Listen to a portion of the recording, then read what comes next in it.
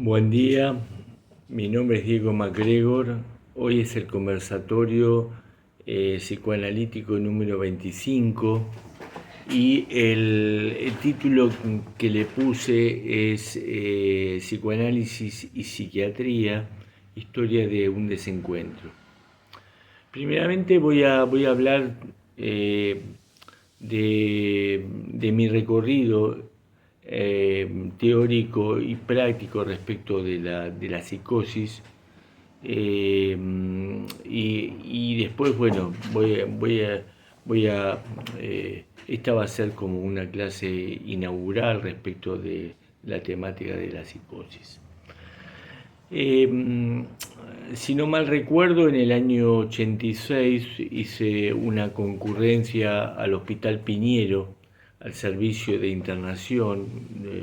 En ese momento, hace muchos años, yo estaba cursando psicopatología en la cátedra de Mazuca y estuve un año en el servicio de, de internación de enfermos, viendo algunas presentaciones durante ese año de los enfermos.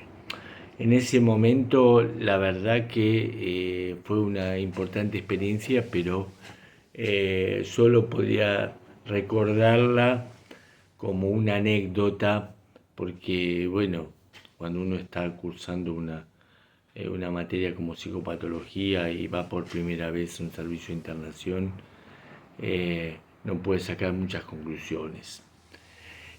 Posteriormente, en el año 89 y parte del 90, concurría al servicio de adolescentes del Hospital Castex. Fue mi primera experiencia de concurrencia y, y ahí recuerdo que vi a un muchacho de 19 años, a un adolescente con una importante esquizofrenia, y fue mi primera atención así en lo individual a un paciente psicótico con la gravedad del caso, y todo lo que me enfrenté a este lenguaje del órgano, a este lenguaje que Freud habla, el lenguaje del órgano en relación a la esquizofrenia. Y no me acuerdo en este momento lo que hice, pero bueno, pude escuchar esto y enfrentarme a una temática tan difícil como era una psicosis esquizofrénica. Posteriormente recuerdo que en el año 89 hice un curso teórico práctico en la Facultad de Medicina con Alejandro Ariel sobre el seminario la psicosis de Lacan. Y me acuerdo, durante un cuatrimestre fuimos a una clínica psiquiátrica y participé con un grupo de pacientes psicóticos. Bueno, digamos, en ese momento, respecto de escuchar a pacientes psicóticos en un grupo, la verdad que nunca había tenido esa experiencia, pero bueno, respecto de esa experiencia no, tampoco podía sacar ninguna conclusión, sino que la misma experiencia que pude tener. Distinto fue que entre el año 91 y 93 hice una concurrencia al Hospital Borda muy importante, en donde pude tener una experiencia en la atención individual, grupal, en relación a familias, lo que implica los talleres en el Hospital Borda. En esos años hice un curso teórico práctico sobre la psicosis, en donde estuvieron varios profesionales, y la presentación de enfermos de Benjamín Dom fue una experiencia, mi primera experiencia. Yo diría que le saqué como más jugo en todos esos años a al trabajo con la psicosis, y lo angustiante me acuerdo en esos años, porque fue para mí, bueno, yo por esos años también estaba pasando por un momento difícil de mi vida. Yo me fui del hospital Borda muy angustiado, pero bueno, dejó una marca indeleble respecto del tratamiento de la psicosis, y que ya no fue solamente leer a Lacan y, digamos, y toda su enseñanza, sino que, bueno, de manera directa ahí. Después, o en otros años, yo estaba concurriendo a la Escuela Freudiana en la Argentina. Hicimos se hizo una presentación de enfermos en una clínica psiquiátrica con Noemí Que, muy importante en relación a, digamos, en esos tiempos. Pero bueno, fueron experiencias, ¿no es cierto?, que cuando uno trabaja con la psicosis uno puede tener. Y posteriormente la nueva concurrencia entre el 2018 y el 2020, y el año 2023 nuevamente el Hospital Borda, que fueron las experiencias que yo entiendo que fueron las más enriquecedoras para mí en estos últimos años, y que, bueno, yo espero ir contando algunas de estas cosas del material teórico y práctico en este curso que, que estoy presentando ahora.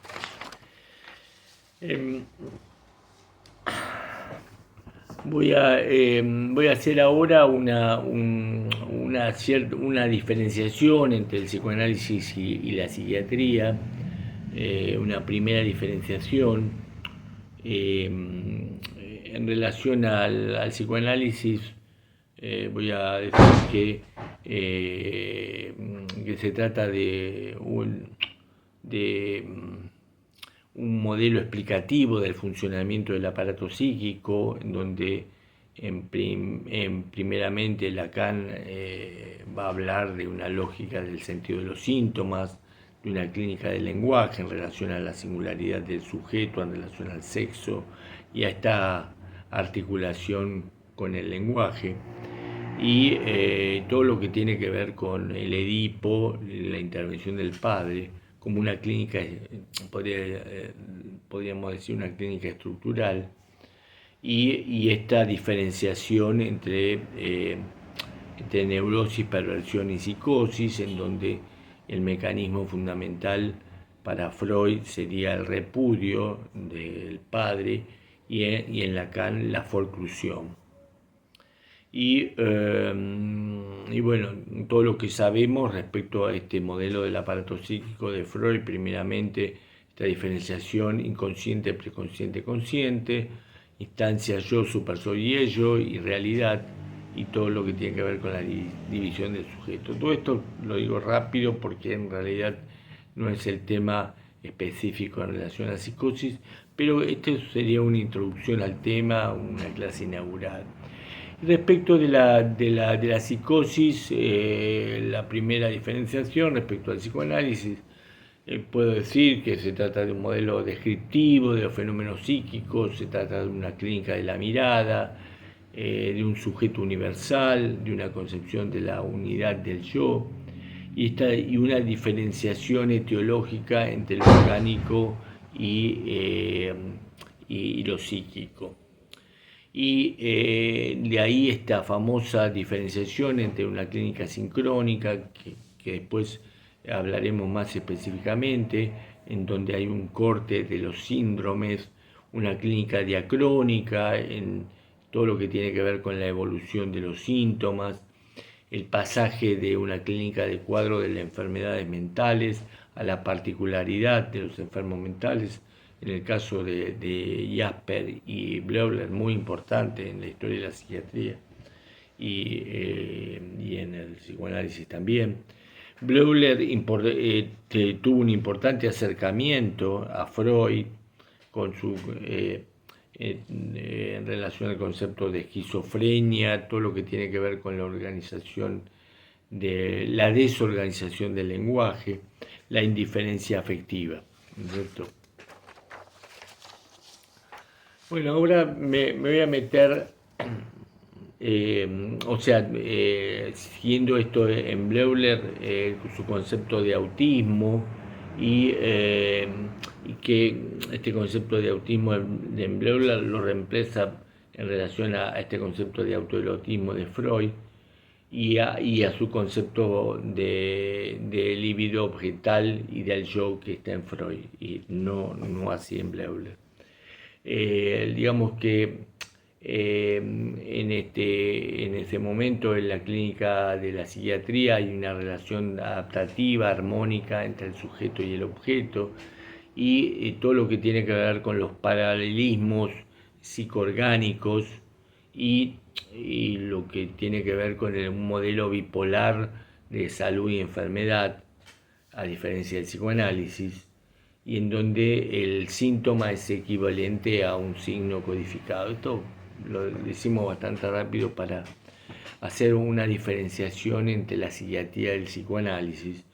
Y siguiendo con el psicoanálisis, vamos a hablar del malestar estructural del sujeto consigo mismo y con la sociedad. Esto está en Freud, donde el psicoanálisis va a romper con el modelo aristotélico tomista y cartesiano, rompe con la armonía y la adaptación entre el sujeto y consigo mismo y con el mundo. También rompe con el paralelismo psicoorgánico, rompe con el modelo bipolar salud y enfermedad, muy importante, y toma en cuenta los elementos perversos respecto de la neurosis con la perversión y la psicosis en relación a la perversión. Muy importante, Freud, el escrito de Schreber, donde habla del mecanismo de repudio, del nombre del padre, y su primer tiempo estructural en relación al concepto de fin del mundo y vivencia de fin del mundo en la prepsicosis, y el segundo tiempo respecto a la construcción del delirio, sería el tiempo restitutivo del mundo interno para Freud. Freud, por supuesto, toma el tema de la cuestión del padre como desencadenante de la psicosis a partir del ingreso de Sever en la magistratura. Vamos a continuar con todo lo que tiene que ver con la psiquiatría norteamericana, las neurociencias y la psicología cognitiva. Podemos decir que, digamos, por lo que he estudiado y toda mi experiencia en el hospital psiquiátrico, vuelve en un determinado momento la teoría de la determinación biológica con su programa de la memoria biológica y toda una relación adaptativa respecto a la realidad política, social y económica actual. Respecto a las neurociencias, la psicología cognitiva y el manual de primero DSM-3, DSM-4 y DSM-5. Este uso de los manuales diagnósticos psiquiátricos, muy importante en los hospitales psiquiátricos, digamos, en Argentina, en Estados Unidos, en Europa, todo el resto de América. Podríamos decir que generalmente han buscado borrar al psicoanálisis y a las minuciosas descripciones clínicas de la psiquiatría francesa y alemana, de las instituciones públicas y privadas de salud mental. Eso, en principio, puedo decir eso. Muchos colegas en el psicoanálisis lo han contado, y bueno, y yo soy parte de esa generación. Voy a ahora meterme en la historia del hospital psiquiátrico en nuestro país respecto de la psiquiatría sincrónica, la escuela alienista, la frenología que empieza en el siglo XIX, que, digamos que tenemos una historia ya desde Europa, ¿no es cierto? Y las características, entre las características más importantes, en donde el alienado era equivalente al loco, ahí en ese momento se hablaba de locuras, las locuras, donde no había una diferencia entre el loco y el psicótico, eran equivalentes en ese momento. Esta, esta tipo de institución es una institución cerrada, en donde fundamentalmente por influencia de la Revolución Francesa diferencia los criminales de los locos, con Pinel en la psiquiatría francesa, muy importante la psiquiatría francesa, desde la Revolución Francesa, y en donde tiene un criterio diagnóstico descriptivo, en donde hay un signo conductual, y en donde el concepto de manía se trataba en ese momento de un delirio generalizado. Muy importante el concepto de manía para la psiquiatría clásica y su concepto de delirio generalizado. Bueno, y por otro lado, todo lo que tiene que ver con la terapéutica desarrollada ya desde el siglo XIX, el electroshock, que muy avanzado el siglo XX se utiliza y actualmente en muchos hospitales psiquiátricos del mundo también, justamente para desacelerar el pensamiento y todo lo que tiene que ver con la terapéutica del encierro, moral disciplinario y todo lo que tiene que ver con la transferencia institucional.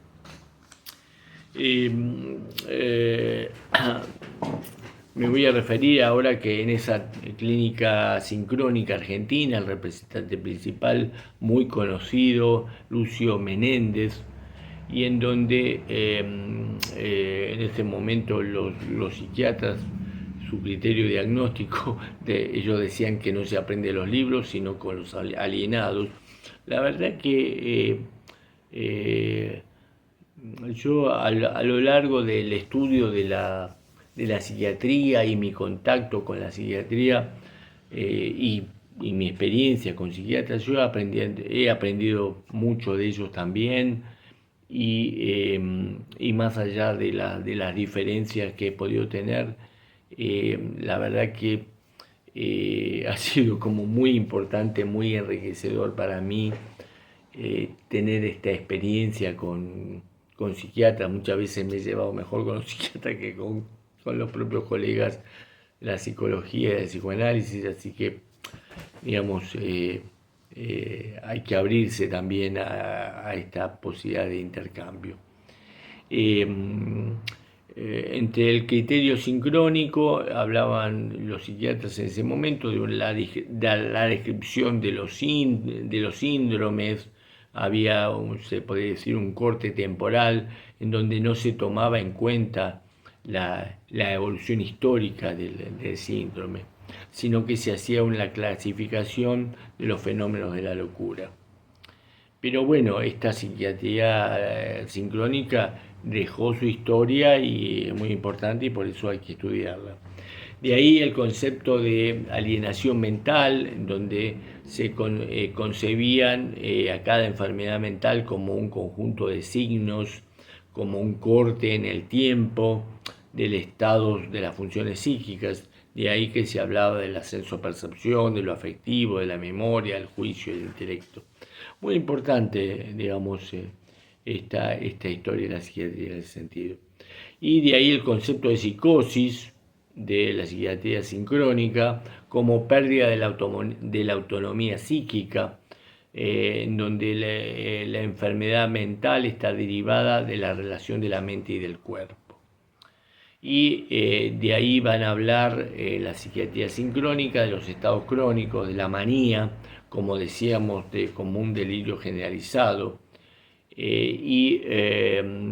delirio generalizado con alucinaciones, podía tener alucinaciones, y una manía razonante diferente, donde el razonamiento estaba intacto. Muy importante diferenciación entre los estados crónicos y estados agudos, y en esta cuestión cuando diferencian la manía como delirio generalizado con alucinación y la manía razonante más parecida a lo que sería la paranoia en donde decían que el razonamiento estaba intacto. Este concepto de estado crónico, que cuando decían la psiquiatría sincrónica, donde hablaban de la mayor gravedad en el cuadro de la manía, en donde las funciones psíquicas estaban abolidas.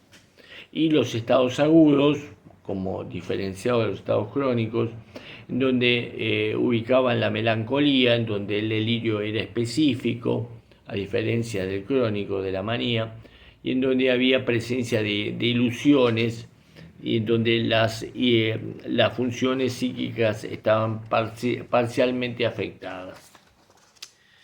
Ahora vamos a hablar de la clasificación de los 6 estados mentales, los estados de excitación de la manía.